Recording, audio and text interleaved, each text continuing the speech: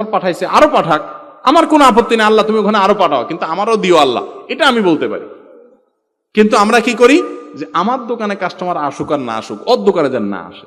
Customer যদি খালি হাতে বাইরে হয়ে যায়, দোকানদার খুশি হয়ে যায় যে ওর দোকান থেকে কিছু নিয়ে বাইর হয় না, যাক আলহামদুলিল্লাহ বাইসে গেছে। এর নাম হিংসা। এর নাম কি? হিংসা। আরেকজনের ছেলেটা ভালো রেজাল্ট করছে শুনলে ভিতরটা পিক করে আপনার জ্বলে ওঠে। আমি এই জন্য বলি, হিংসা মাপার একটা মিটার আছে আমার কাছে, বলবো? এই মিটার দিয়ে আপনিও চেক করতে পারেন হিংসা আছে কিনা।